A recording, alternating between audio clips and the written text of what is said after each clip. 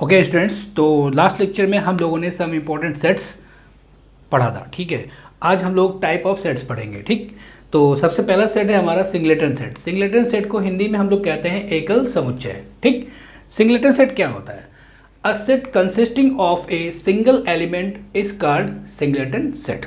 यानी जिस सेट में नंबर ऑफ एलिमेंट यानी कि एलिमेंट्स की संख्या अगर एक है, ठीक है, अगर सेट में एलिमेंट की संख्या एक है, एक मतलब वन नहीं, मतलब नंबर ऑफ एलिमेंट्स अगर एक हो तो उस सेट को हम लोग सिंगलेटन सेट कहेंगे, एकल समुच्चय कहेंगे। ठीक है, जैसे ये सेट देखिए, इस सेट में सिर्फ 8 है तो इसमें एलिमेंट की संख्या कितनी हुई? एक। इस सेट में आते हैं, इस सेट में सिर्फ 0 है तो इसमें नंबर ऑफ एलिमेंट कितना हो गया? 1 हो गया। ठीक है, अब जैसे ये सेट देखिए, x is such that x square equal to 64 where x belongs to n। यहाँ पे n क्या है? आपका नेचुरल नंबर है। ठीक है, जैसे आपने ये बात कही x square equal to 64, that implies अगर हम दोनों तरफ का स्क्वायर रूट ले लें तो x की वैल्यू यहाँ पे आएगी +-8। पर यहाँ पे देखिए ये कह रहा है कि x belongs to natural number, तो x equal to -8 not possible, क्योंकि -8 जो होता है नेचुरल नंबर का एलिमेंट नहीं होता है। दैट इम्प्लाइज यानी कि x इक्वल टू 8। ठीक, तो x इक्वल टू 8 यानी कि इस सेट में कितना एलिमेंट आ गया? 8। ठीक है, 8 आ गया यहाँ पे। तो इस सेट में कितने एलिमेंट हो गए? एक एलिमेंट हो गया, यानी कि 1 एलिमेंट, और वो एलिमेंट है आपकी 8। ठीक है, तो इसका मतलब ये हो गया कि ये सभी सेट आपके सिंगलेटन सेट हो जाएंगे। ठीक, यानी नंबर ऑफ एलिमेंट जिस सेट में एक हो, 1 हो, तो उस सेट को हम लोग सिंगलेटन सेट कहते हैं। ठीक, चलिए नेक्स्ट सेट आते हैं हम लोग एम्प्टी सेट। एम्प्टी सेट को हम लोग हिंदी में कहते हैं रिक्त समुच्चय। जैसे कि नाम से ही आपको समझ में आ रहा होगा कि इस सेट में कोई भी एलिमेंट नहीं होगा। ठीक, इसको नल सेट भी कहते हैं, इसको वाइड सेट भी कहते हैं। ठीक है, इसकी डेफिनेशन देखते हैं। A set is said to be empty or null or void set if it has no element and it is denoted by phi. ठीक, in roster method phi is denoted by this bracket. ठीक है, तो जिस set में number of element 0 है, मतलब उस set में एक भी एलिमेंट नहीं है, तो उस सेट को हम लोग नल सेट कहते हैं, एम्प्टी सेट कहते हैं, या रिक्त समुच्चय कहेंगे। तो उसको हम लोग इस प्रकार से रिप्रेजेंट करेंगे और फाई से भी हम लोग रिप्रेजेंट करते हैं। ठीक है, ओके, चलिए नेक्स्ट पॉइंट आते हैं, फाइनाइट सेट।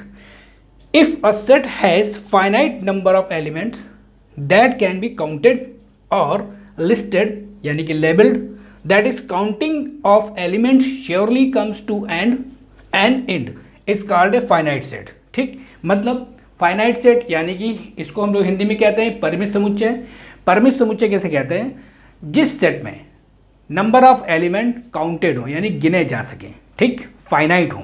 ठीक, तो जिस सेट में नंबर ऑफ एलिमेंट यानी कि एलिमेंट की संख्या फाइनाइट हो, या हम ये कह सकते हैं कि उस सेट में एलिमेंट्स को हम गिन सकते हैं, या नंबर ऑफ एलिमेंट्स काउंटेड हो। ठीक है, तो उस सेट को हम लोग फाइनाइट सेट कहते हैं। जैसे इस सेट को देखिए, इस सेट में क्या क्या एलिमेंट हैं? 1 2 4 9 16। तो इसमें कितने एलिमेंट हैं? 5। 1 2 3 4 5, इसमें 5 एलिमेंट हैं। ठीक, तो ये आपका फाइनाइट सेट कहलाएगा। इसको देखते हैं 8 11 19 एंड 28, इसमें कितने एलिमेंट हैं? 4 एलिमेंट हैं, 4 एलिमेंट हैं, इसलिए ये सेट भी आपका फाइनाइट सेट होगा। ठीक, जैसे x is such that x is a president of India. ठीक, इंडिया के प्रेसिडेंट कितने हुए हैं? जितने भी हुए हैं लगभग फाइनाइट हैं। ठीक है, काउंटेड है, इंडिया के प्रेसिडेंट की संख्या क्या है? काउंटेड है, इसलिए that is A set a finite set. Clear, चलिए कार्डिनल नंबर आते हैं। कार्डिनल नंबर क्या होता है? The number of distinct elements in A finite set. The number of distinct elements in A finite set is called the cardinal number of the set. ठीक, जैसे मान लीजिए आपके पास कोई सेट ए है जिसमें एलिमेंट है 3 7 8 11 13। ठीक है, तो इसमें कितने नंबर ऑफ एलिमेंट हैं? 5। Then number of A equal to 5, तो this is a cardinal number. Okay, this is a cardinal number.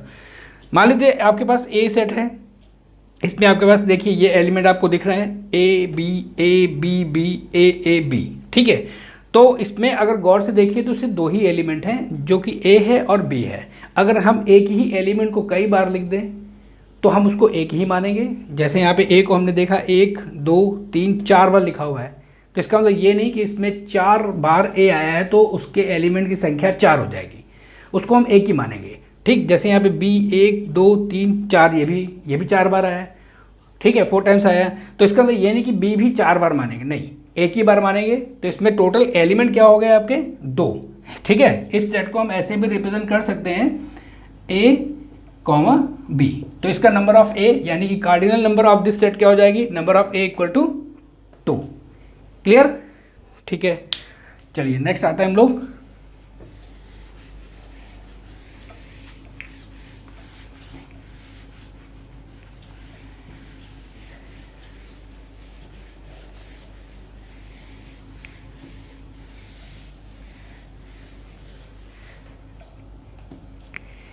Infinite set क्या होता है।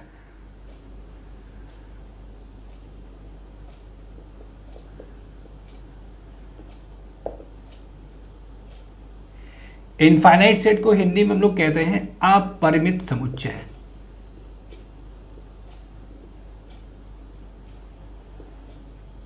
अपरिमित समुच्चय, ठीक ठीक। चलिए, if the number of elements, if the number of elements of a set is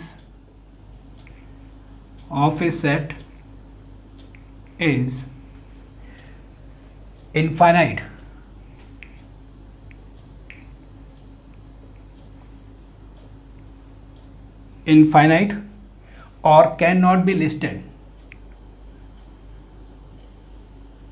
or cannot be listed, ठीक है, cannot be listed by the natural numbers,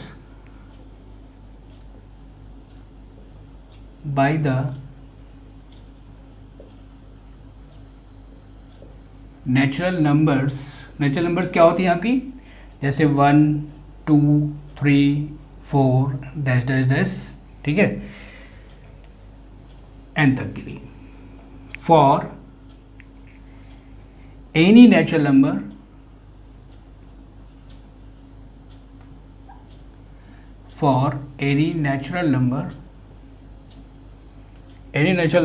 n is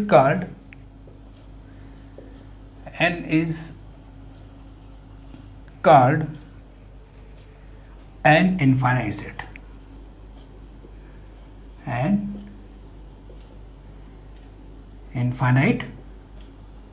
set, ठीक है।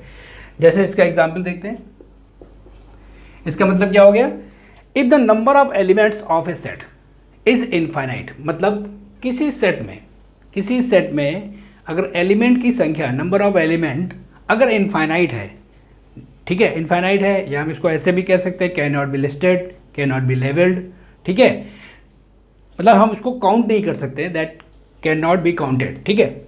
If the number of elements of a set is infinite और can not be listed by the natural numbers, ठीक, 1 2 3 4 dash dash dash n, for any number n, then it is called an infinite set, ठीक। Infinite set में number of elements infinite होते हैं, इसलिए उस set को हम लोग इनफाइनाइट सेट कहते हैं, ठीक। जैसे एग्जांपल लेते हैं, द सेट ऑफ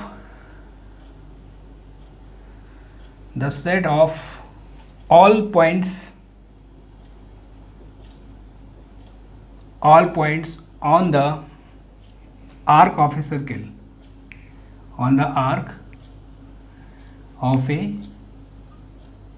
circle, किसी सर्किल के आर्क की बात करते हैं, आर्क मतलब होता है चाप, किसी सर्किल के आर्क की बात करते हैं। जैसे ये मान लीजिए ये आपका आर्क है, इसमें कितने पॉइंट हैं, जैसे यहाँ भी एक पॉइंट है, ये भी एक पॉइंट है, ये भी एक पॉइंट है, ये भी एक पॉइंट है, इस तरह से dash dash dash infinite points हैं इस आर्क में।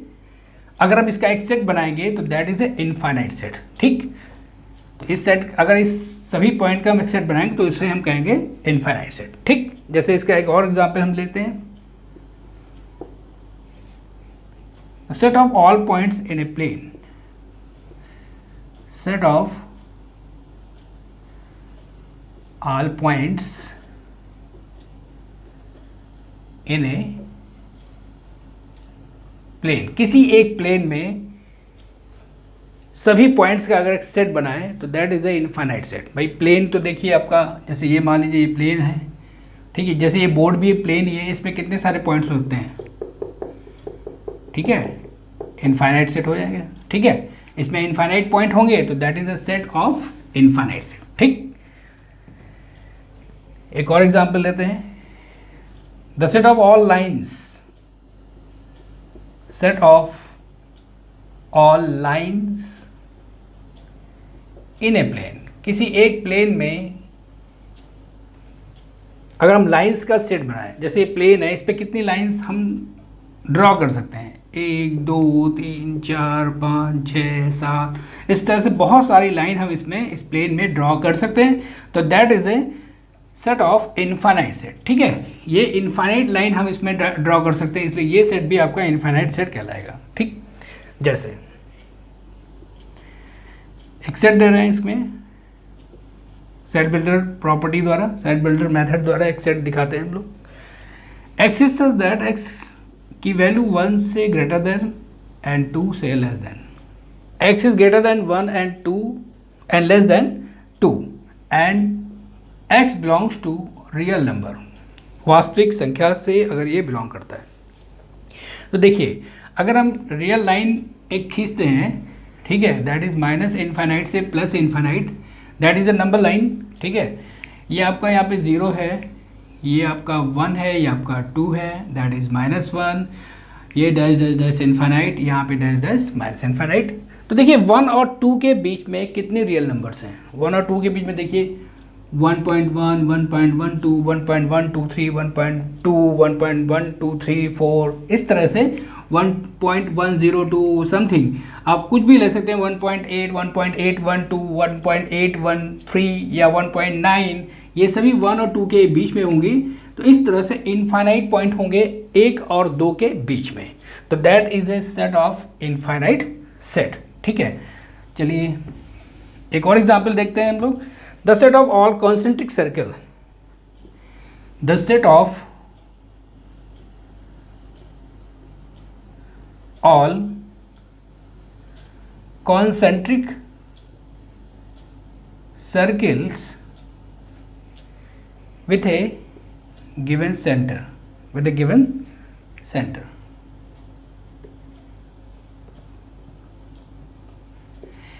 एक ही सेंटर है, उस सेंटर को अगर हम सेंटर मान के कितने हम सर्किल ड्रॉ कर सकते हैं, जैसे मान लेते हैं ये एक सेंटर है, एक सर्किल मैंने ये ड्रॉ कर दिया। ठीक है, इसी तरह से इसी को हम सेंटर मानते हैं, अगेन एक सर्किल और ड्रॉ कर लेते हैं, ठीक, एक सर्किल और ड्रॉ कर लेते हैं, एक सर्किल और ड्रॉ कर लेते हैं, डैश डैश डैश। इस तरह से अगर सेंटर एक है तो इस तरह से हम ना जाने कितने सारे सर्किल ड्रॉ कर सकते हैं, यानी कि इनफाइनाइट सर्किल हम लोग ड्रॉ कर सकते हैं। ठीक, तो इन सर्किल्स को हम कहेंगे कॉन्सेंट्रिक सर्किल, लेकिन नंबर ऑफ सर्किल्स कितने होंगे इसमें, इनफाइनाइट, इसलिए ये जो सेट बनेगा तो that is a set of infinite set. ठीक, तो ये आपका इनफाइनाइट सेट होगा।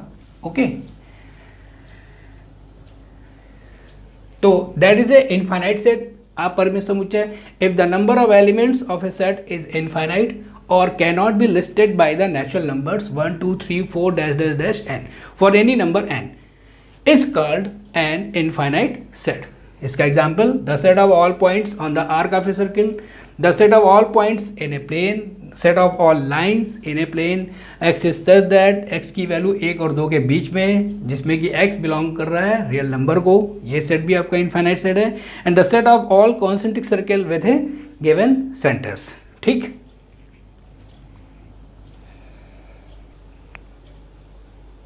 चलिए नेक्स्ट सेट है हमारा इक्विवेलेंट सेट्स। इक्विवेलेंट सेट्स को हम लोग समतुल्य समुच्चय भी कहते हैं। ठीक है, समतुल्य समुच्चय। ठीक, ये क्या होता है, ठीक two finite sets A and B are equivalent if their cardinal numbers are same. ठीक, जैसे तो इसको हम रिप्रेजेंट कैसे करते हैं, n A equal to n B. ठीक, तो कार्डिनल नंबर तो हम लोगों को पता है कि नंबर ऑफ एलिमेंट्स जो होता है वो आपका कार्डिनल नंबर कहलाता है। ठीक, जैसे इसमें ए सेट लेते हैं 2 4 5 8 और बी सेट लेते हैं ए बी सी एफ। ठीक, तो इसमें कितने नंबर ऑफ एलिमेंट कितने हैं इसमें, ठीक है 4 4 है 1 2 3 4, और बी में कितने नंबर ऑफ एलिमेंट हैं 1 2 3 4 यानी कि 4। ठीक, तो दोनों सेट की कार्डिनल नंबर क्या होगी, एन ए इक्वल टू 4 या एन बी इक्वल टू 4, तो ये दोनों की कार्डिनल नंबर सेम हो गई, इसलिए ए और बी सेट आपके इक्विवेलेंट सेट कहलाएंगे। ठीक, चलिए नेक्स्ट आते हैं, इक्वल सेट्स क्या होते हैं। Two sets A and B are set to be equal if every element of A is in B and every element of B is in A and it is denoted by A equal to B। मतलब A के सभी element B में हो और B के सभी element A में हो। ठीक है, यदि A के सभी एलिमेंट B में हो और B के सभी एलिमेंट A में हो तो इस प्रकार से इन दोनों सेट को हम इक्वल सेट्स कहेंगे। इक्वल सेट को हम लोग कहते हैं हिंदी में समान समुच्चय। ठीक है, समान समुच्चय। तो यहाँ पे देखिए एक एग्जाम्पल में इसको डिनोट करेंगे a बराबर b से। ठीक, जैसे a बराबर आपको दिया है पी क्यू आर और b इक्वल टू आपको दिया है पी क्यू आर, तो यानी a इक्वल टू b। देखिए अगर हम ये कह देते कि a equal to a b c और b equal to a b c, तो यहाँ पे दोनों सेट क्या हो गए आपके बराबर। ठीक, इक्वल सेट्स में देखिए कार्डिनल नंबर भी बराबर होगी। यहाँ पे अगर एन ए दिखाएं और एन बी दिखाएं तो दोनों की क्या हो जाएगी 3। यहाँ पे भी आपका एन ए बराबर 3 और एन बी बराबर 3। ठीक है, और यहाँ पे भी देखिए एन ए इक्वल टू कितनी आपकी cardinal number, n A equal to 3 equal to n B, B set की कार्डिनल नंबर भी 3 है, मतलब नंबर ऑफ एलिमेंट तो 3 ही है ना। ठीक, ओके, तो हम एक चीज़ यहाँ पे गौर कर सकते हैं कि जो इक्विवेलेंट सेट होता है, ठीक, ये इक्वल सेट नहीं हो सकता है, लेकिन इक्वल सेट को हम इक्विवेलेंट सेट कह सकते हैं। ओके, ठीक है, तो अब कुछ पॉइंट है बहुत इंपॉर्टेंट है, तो ज़रा इस इंपॉर्टेंट पॉइंट्स को ज़रा देखते हैं, डिस्कस करते हैं इसमें। पहला रिमार्क है हमारा, order of elements in set is not important. इसका मतलब ये हो गया कि जैसे मान लेते हैं हमारे पास कोई सेट ए है, हमने इसमें लिख दिया ए बी सी और डी। ठीक, ये जो एलिमेंट्स हैं, order of element is in set is not important. मतलब जो एलिमेंट हैं अगर हम इनका ऑर्डर चेंज कर दें तो भी सेट में कोई परिवर्तन या कोई चेंज नहीं माना जाएगा, मतलब हम इसको ए सेट ही कहेंगे, जैसे ए सी डी बी। ठीक है, या हम इसको ऐसे कह सकते हैं बी सी डी ए। ठीक, तो भी ये सेट ए ही कहलाएगा, ऑर्डर चेंज करने से सेट में कोई फर्क कोई चेंज नहीं होगा। ठीक, okay. The repetition of elements in set is not important. अगर किसी सेट में एलिमेंट्स का रिपीटेशन हो रहा है तो उस रिपीटेशन को हम लोग नहीं मानेंगे। मतलब अगर हमारे पास सेट में ए कॉमा ए या b b b b b इस तरह से दिया है तो आप सोचेंगे इसमें कितने एलिमेंट हैं, 1 2 3 4 5 6 7 8। नहीं, इसमें 8 एलिमेंट नहीं है, इसमें 2 ही एलिमेंट हैं। इसको हम लिखेंगे ए कॉमा बी। क्लियर? मतलब आप इसको ये मानेंगे कि अगर हम ये कहते हैं कि अगर किसी सेट में अगर किसी एलिमेंट के रिपीटेशन हो रहे हैं तो इसका मतलब ये नहीं कि उसकी संख्या बढ़ जाएगी, नहीं, उसकी संख्या एक ही मानी जाएगी। ए को हम 4 बार लिखें, 5 बार लिखें, 10 बार लिखें, कितनी बार भी लिखें, हम ए को एक ही बार मानेंगे। वैसे ही हम बी को भी एक ही बार मानेंगे, यानी कि यहाँ पे कितने एलिमेंट हुए इस सेट में, 2। इसका कार्डिनल नंबर अगर हम निकालना चाहेंगे तो क्या बनेगा, number of A equal to 2। Clear? चलिए नेक्स्ट आते हैं। Phi is not equal to this set and it is not equal to 0 since. अब देखिए फाई क्या है, यहाँ पे फाई एक एम्प्टी सेट है, क्लियर? ये सेट एक सिंगलेटन सेट है, क्योंकि अगर कर्ली ब्रैकेट यानी अगर सिर्फ ब्रैकेट होता, तो इसको हम कहते हैं एम्प्टी सेट, ठीक।